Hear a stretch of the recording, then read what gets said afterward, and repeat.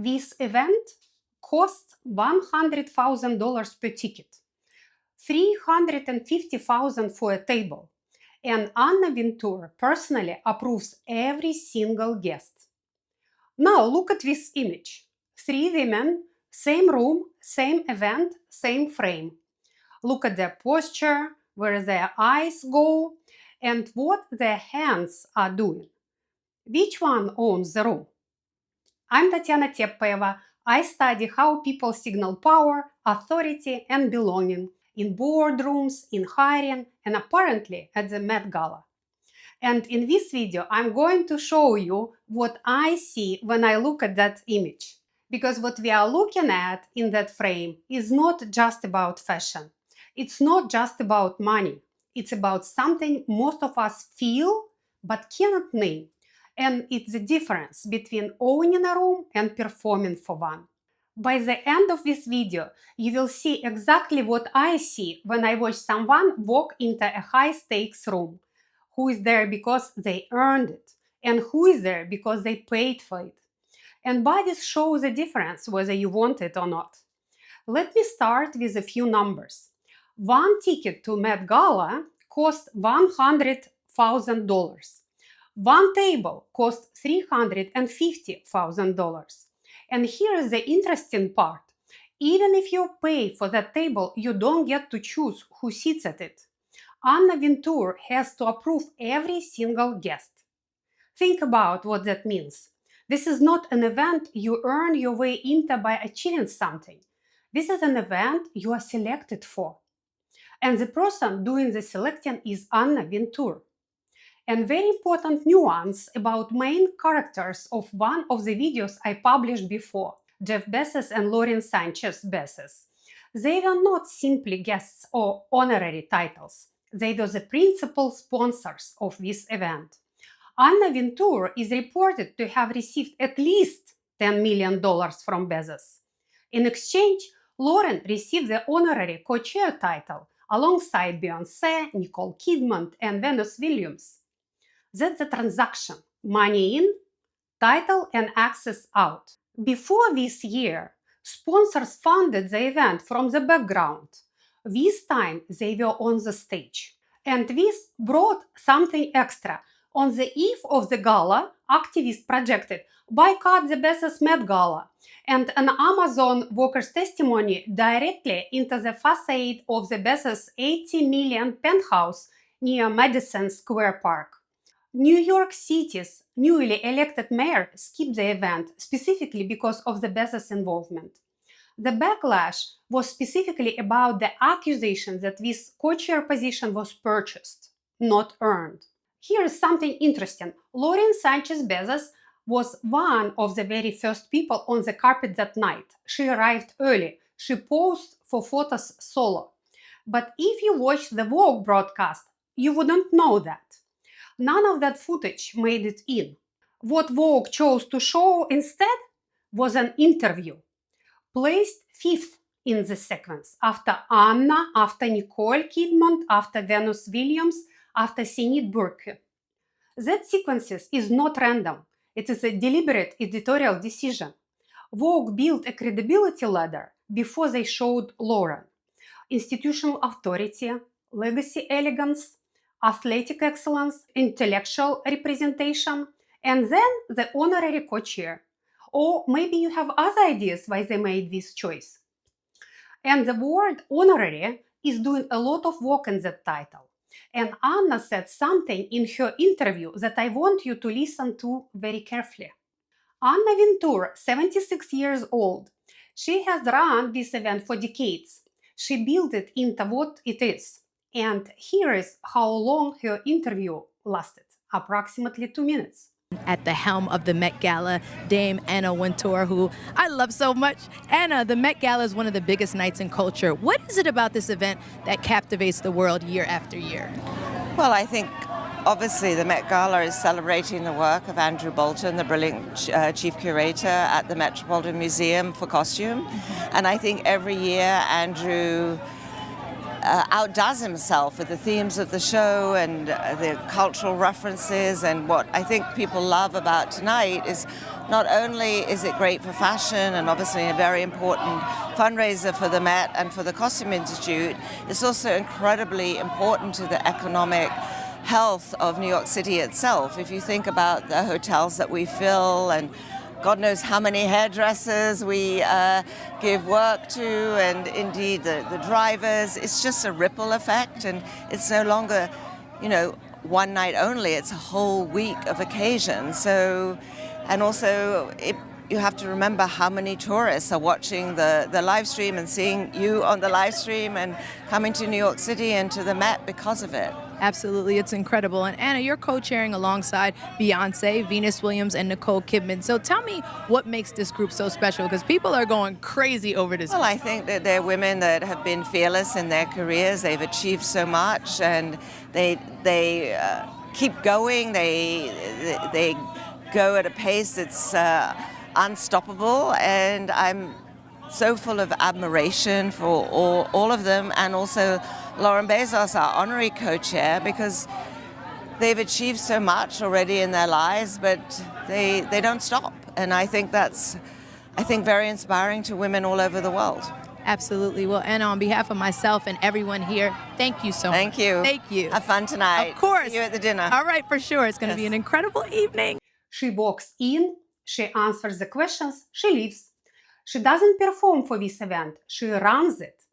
Now listen to what she says when she names the co-chairs. So full of admiration for all of them, and also Lauren Bezos, our honorary co-chair, because they've achieved so much already in their lives, but they don't stop. And I think that's very inspiring to women all over the world. Did you catch that word already? She says Beyoncé and Nicole Kidman are fearless and have achieved so much. Full stop. And then she adds Lauren separately, honorary co-chair. And the framing shifts slightly. They have achieved so much already in their lives. Already. That word implies she's still building. It implies potential, not legacy. Anna Wintour is precise with language. She has been for years. That word choice is not accidental. And now here is what I noticed. When asked what makes this event special, Anna does not talk about fashion. She talks about hairdressers, drivers, hotels, the economic ripple effect for New York City. This is not a fashion answer. This is a defensive answer dressed up as generosity. Someone has been saying this event is a waste of money loudly enough that Anna felt she needed to address it. And she addressed it by pivoting to job created. Notice, she doesn't say the event is meaningful. She says it's economically useful. That is a very different argument. One small detail. Anna's dress this year was a teal feathered look. If you search for her 2019 appearance, the silhouette and palette are strikingly similar. For the woman who decides every year what the rest of the world wears, the choice to repeat her own look is either supreme confidence or supreme indifference to the audience's expectations. With Anna Wintour, I suspect it's both. And notice this, the dress is consistent with everything else she signals. Minimal, controlled, not trying to impress. That is signal coherence. When what you wear, how you speak, and where you stand all tell the same story. Anna's story has not changed in 30 years. Now let's move on. Lauren Sánchez Bezos had one interview in the entire Vogue broadcast, approximately 80 seconds. Lauren, you are an honorary co-chair of this year's event. So tell me so far, what has that experience been like? It's been, in one word, it's been a complete honor. Working with Anna and the team, and the entire gallery has been such an incredible experience. And the theme, fashion is art, it is just perfection, because as we all know, fashion is art, and these designers work really, really hard. And it's so incredible to be able to honor them tonight. And Lauren, can we talk about your Love Me? Come on, can we talk about this look and how the theme resonated in what you wore tonight? Well, it's Schiaparelli, and Daniel wanted to pay homage to Madame X. It's a painting that's actually in the Met. Oh, wow. And one shoulder off, and so him and his team did an incredible job, and I am stunning. So grateful to them. You look gorgeous. Thank you so much. Are you having fun? I'm having fun. I'm just I'm trying to breathe a little bit, but I'm having a good time. Look at this red carpet. Yes. Here It's comes all Nicole. starting Do you want me to do interviews too? Because I can do that. You're the best at that for sure. Have the best time. Thank you so much. And you look stunning, by the way. I hope Thank everyone has looked at your dress. Thank you so much. So Thank nice you. to see you. All right, you too. Always. 3 signals. Let me show you each one. Signal 1. The word choice. She says, designers work really, really hard. And these designers work really, really hard. And it's so incredible to be able to honor them tonight. She's standing at an event her husband sponsored with tens of millions of dollars or more. His company employs over 1 million people worldwide. Many of them work really, really hard too. I'm not going to say more than that. I don't need to. I'm not accusing her of anything. I'm pointing out that the choice to celebrate hard work at this particular event with this particular sponsor lands differently depending on where you are watching from. And as a nonverbal expert, I tell you, the words you choose in a high-pressure moments reveal what you are actually thinking about. This is what I call signal drift, the gap between the message someone intends to send and what actually comes through. The words say one thing, the context says another, and the audience feels both. Now, signal 2, the touch hierarchy. Watch what happens with the touch sequence in this interview. Lauren touches the interviewer first. The interviewer touches back, and then Lauren touches again, making sure she is both the first and the last to initiate contact. You're the best at that for sure. Have the best time. Thank you so much. And you look stunning, by the way. I hope everyone has looked at your dress. This is a dominance signal. It's subtle enough that most people miss in real time. But if you watch it slowly, you will see it. The person who controls the physical contact in an exchange controls the hierarchy of that exchange. Lauren didn't land in this position by accident. This is a trained behavior. This reminds me of someone's dominating handshake many of us saw and talked about. And here is the hint. It's a politician. Signal 3, the role flip. Then listen to this. Here comes Nicole. Do you want me to do interviews too? Because I can do that. You're the best at that for sure. She arrived at this interview as the subject. She left it trying to become the host. Think about what that move says.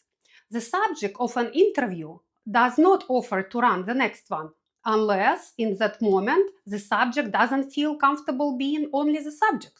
There is a reach there, a desire to be on the authority side of the microphone, not just the one being asked questions. Compare this to Nicole Kidman. Hi. How is everything? Good. You look stunning, Sunday Rose. Absolutely Thank you. stunning, stunning, stunning. Okay, so how did the costume art theme inspire both of your looks tonight? Well, for me, I mean, fashion is art, and this is as red. I wanted something red because I wanted to embrace the way in which red has been used in art through the years, and I feel that it's a strong symbol for love, for passionate love, for vitality, for power, and motherhood. I love that. And I have a springtime blossoming girl Just here. gorgeous. Sunday Rose, tell us about your look. Mine is really special to me because I kind of wanted to symbolize something like blooming. It's my first Met, so I kind of wanted to, something like blooming into kind of. I love that. Yeah. That's coming to awesome. these. Yeah. So I'm really mother-daughter excited. hanging And out she's been tonight. so calm. She's awesome. The whole thing. She's making she has me to go calm. to school tomorrow morning, And so you're going to school tomorrow, Sunday Rose? Yes. she'll be at school I love by 8 a.m. So I love that. Well, you keeping both- it real. Keeping it real. Well, you Yeah. both have the best time inside. Stunning, stunning, stunning. Thank you so much. All right, So thank nice to you. meet you. Of course, always nice to meet you. Bye. Nicole answered her questions, smiled, and was gone. She didn't offer to do anything. She didn't need to.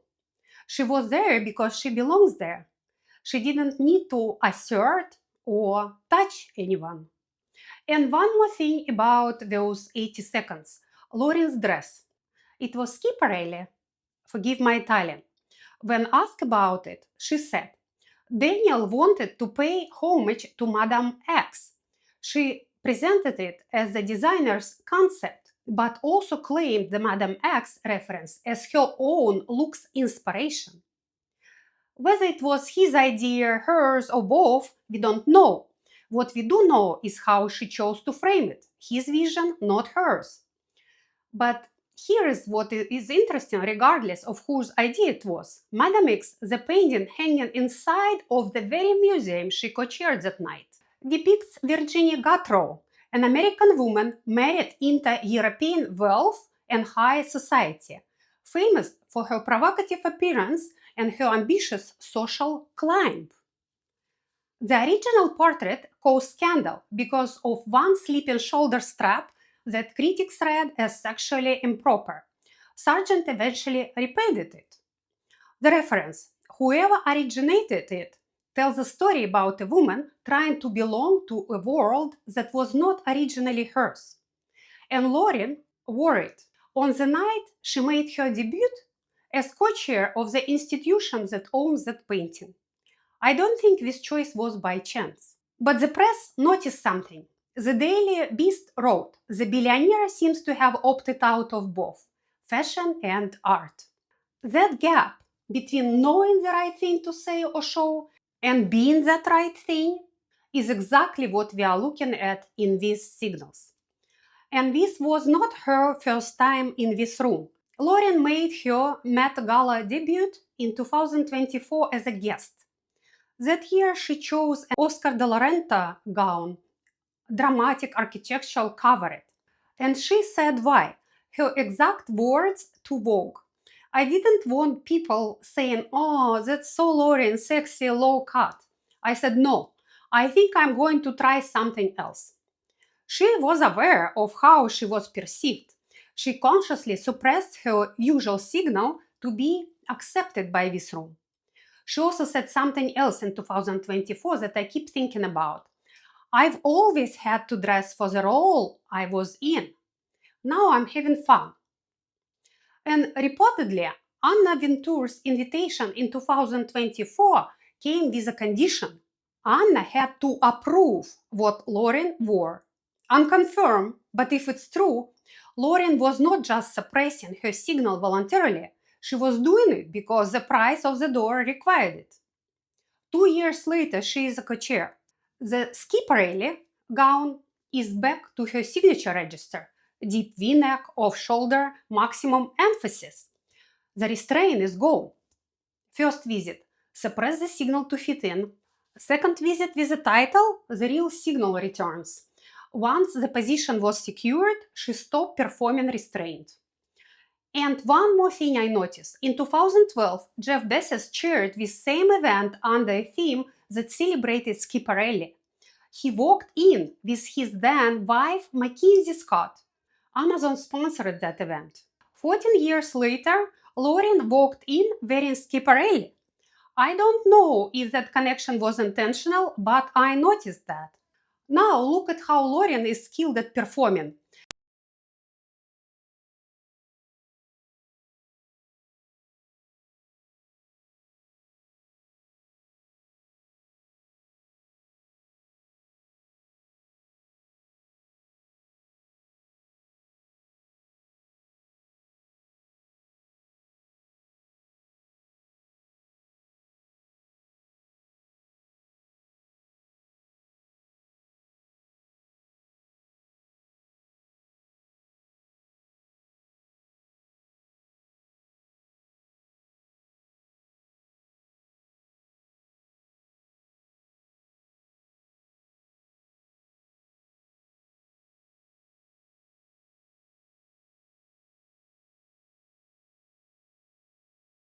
Far from everyone can do that quickly.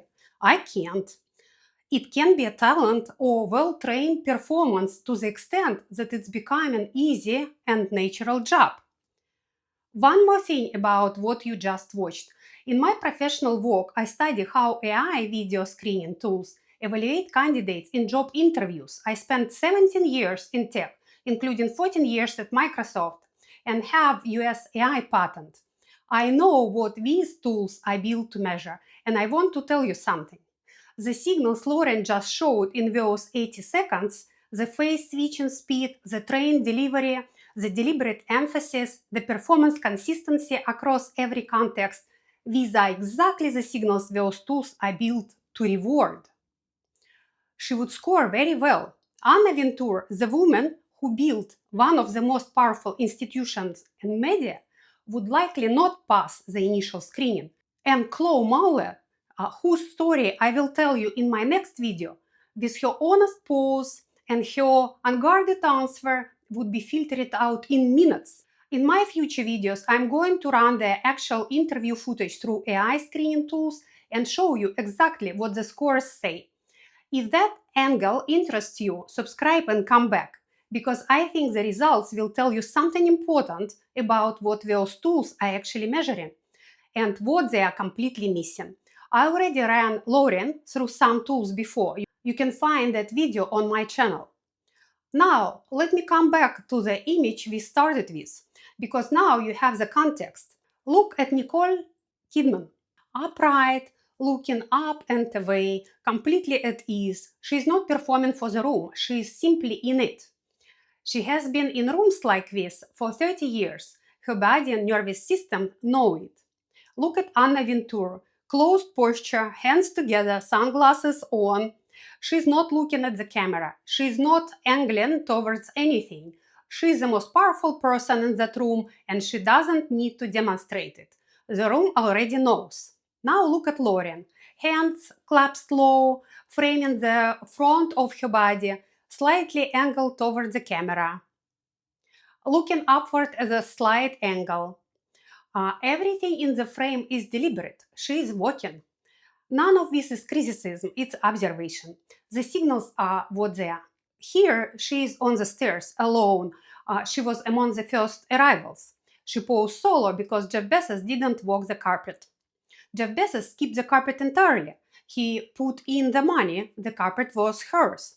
He was inside with Lauren's sister, while Lauren walked the stairs by herself. Look at the pose. It's practiced. Every angle is considered. The chin, the gaze, the positioning. This is someone who has spent years learning exactly how to stand for a camera, and it shows. And here is what is important to say honestly. That level of consistency is not fake in the sense of dishonest. It's deeply internalized. She learned very early that appearance is currency.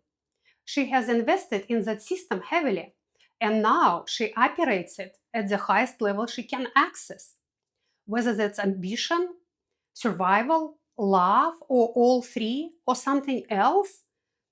Megyn Kelly attended Met Gala twice, and here is what she said about what it is actually like to be there if you are not a celebrity. For those of you wondering, when you go into the Met Gala, it's really all about that walk on the red carpet, or last night it was the green carpet. That's kind of it. That's what the event's all about. You walk up it. They treat everybody who's not a celebrity, like, you know, the people who paid to be at those tables, like they're nothing. I mean, it's really shameful. Like those poor people, like the people who have no public name, run up those stairs in shame because no one's interested in them, even though they look fantastic. They've done it all, but like no one cares if you're not like Beyonce, whatever. You go in, you mill about, you look at the displays in the museum, you're looking at the celebs, you're taking selfies, even though you're technically not supposed to, but everybody does. And then you sit down for a dinner that most people don't eat because no one eats when they're in these gowns. And then you move to like an area for dancing. When I was there, I can't remember who was there the first year, but The Weeknd was there the second year. They had some good entertainment there this year, but nobody really dances because they're in these enormous high heels. Like it's all just about a photo op. It's not about actually bonding with anybody, getting to know anybody. It's a photo op. It's a massive PR event. $350,000 for a table, and you run up the stairs in shame. So, who is this event for? It's not for the people who paid for it. It's for the people who were selected. And the actress who plays the woman who runs all of that on screen, Meryl Streep, who plays Anna Wintour, was asked to attend. Meryl Streep was offered a co-chair invitation and declined. The Daily Mail reported it was because of the Bezos sponsorship. Her own representative said the Met Gala has simply never been her scene. Either way, she was not in the building. The Devil Wears Prada 2 is in theaters right now. Miranda Priestley, the character drawn from Anna Wintour, is playing on screens everywhere, and the actress who plays her refused to attend the real event. And maybe you ask yourself why Lauren doesn't feel natural. Here is the answer. Her performance is built on aspiration, not identity. She is not expressing who she already is. She is performing toward who she wants to become, a world she wants to belong to. The space trip, the helicopter, the parachute jump, they read as proof of concept. I can do that. I belong here. Watch me. Compare that to Taylor Swift. Taylor doesn't need to prove she belongs in music. She builds the room. She performs from the inside out. Lauren is still trying to get the room to accept her. She performs from the outside in. And this pattern, you have seen it before. Think about Meghan Markle trying to fit into the royal institution, not building her own room, trying to belong to someone else's. It doesn't feel natural because it's not natural. It shows up every time she is in front of a camera. That gap between performing from the inside out and performing from the outside in is exactly what you feel when you watch someone and cannot name why something is off. So, will Lauren ever get the room to accept her fully? I don't know. Taylor's trajectory is toward less performance as her position becomes more untouchable. Lauren's trajectory depends entirely on whether that acceptance ever arrives. If it does, the signal will relax. If it doesn't, they will intensify. And tell me in the comments, who else do you see doing this? Performing toward a room that was not built for them. Drop a name. I'm curious what you see. Is there someone you want me to analyze next? Drop a name in the comments. I'm Tatiana Teppoeva. Subscribe if you want the next one.